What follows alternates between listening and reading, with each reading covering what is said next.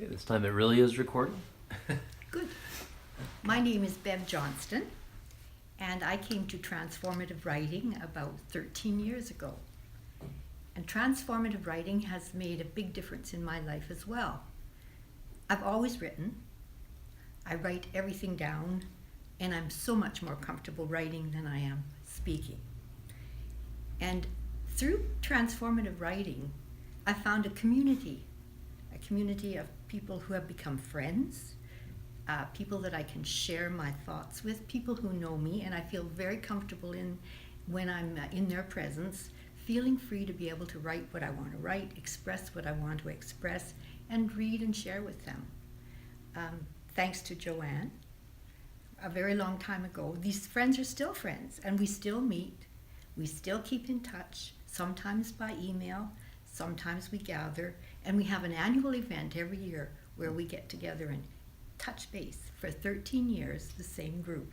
So I would recommend transformative writing for anyone who is wanting to write, knowing that it'll give them just exactly what they need. Good. Good? Yeah, that's great. Thank you. My story's a little bit longer than Ruth's. It's called, ready? It's called Back When. The more I age, certain triggers transport me back to when I was a girl. Should we just stop, because we just had the door slamming and stuff? Sure. Okay, and if you, Bev, as you begin, I'm sorry to have you begin No, again, no. but I didn't want that door slam right at the beginning. As long as I don't have to do that off-the-cuff stuff again. No, No. but if you'll just say your name and the title of your, Okay. or, yeah. Sure. Hello, I'm Bev Johnston. My story is called Back When. The more I age, certain triggers transport me back to when I was a girl. Like today. All it took was a whiff of spring in the air, a warm sun melting the vestiges of the winter's snow, a distant train whistle, and I was that young girl again. After school, most days, I would take my Cocker Spaniel, Pat, for his walk along the railroad tracks just north of our house. One particular day I remember so clearly. The snow along the sides of the tracks was partially melting in the April sun, sparkling the gravel into gemstones. Large bubbles of air lay locked beneath the ice on the puddles in the ditches. Stepping onto the ice and shifting my weight from side to side, I could make those captured bubbles dance. I threw rocks in an attempt to release the bubbles, but they failed to smash the ice and they just skipped off, leaving a spider web of cracks on the surface, and the bubbles remained trapped. I balanced along one rail for a while. Pat ran ahead, loving the wind in his ears and occasionally veering off the tracks to explore.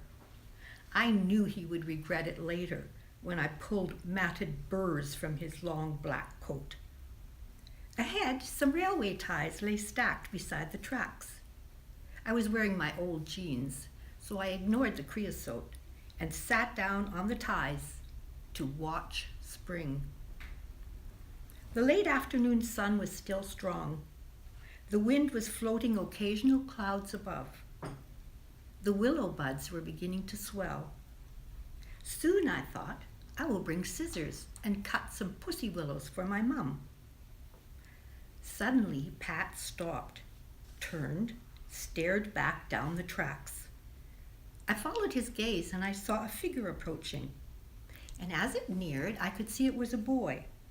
He looked to be carrying a long stick.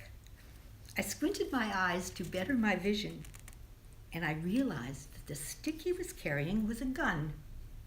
He looked to be about my age, maybe older, maybe even 17. He walked right up to me. His dark eyes looked straight into mine, and his broad smile relaxed me. "Hi," I ventured. "Hi," he replied. "What's your name?" "What's your dog's name?" "Pat. Don't worry, he's friendly." On cue, Pat ran to the boy and jumped up on him, tail wagging, tongue lolling, and his broad Cocker Spaniel paws leaving muddy streaks. The boy reached down and ruffled Pat between his ears. "What's your name?" I asked. "Frankie," he said. "Frankie Sanderson." "Well, I'm Bev. Do you live around here?"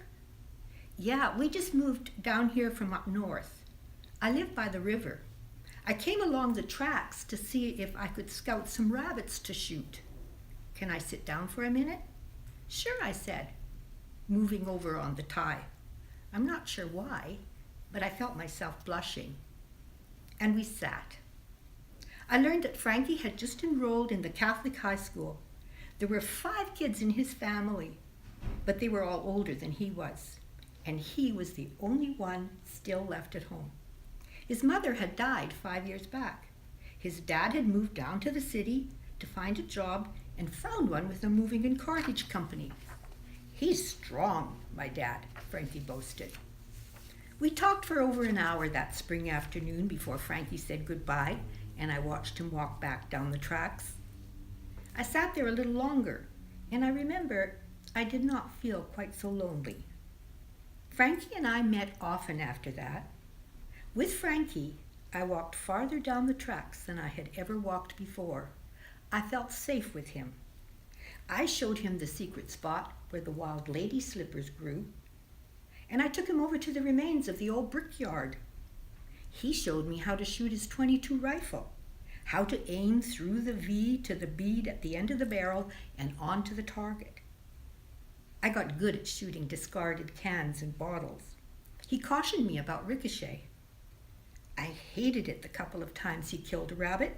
I told him I would never shoot anything alive. He told me his dad made delicious rabbit stew.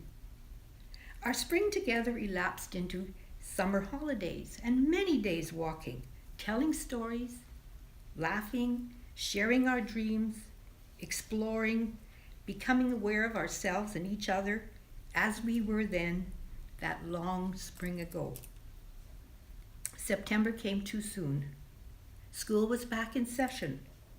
October blew in with an early blizzard, and winter was long and fierce that year. That next spring, as soon as the snow was gone, Pat and I ventured back up to the tracks. But I never saw Frankie again. I heard later that he and his dad had moved back up north. But even now, every once in a while, like this spring afternoon, when I went for a walk, I turned my head to look behind, and I smiled as I envisioned Frankie again, as he was, back when, walking along the tracks, getting closer and closer, and bridging the gap between us.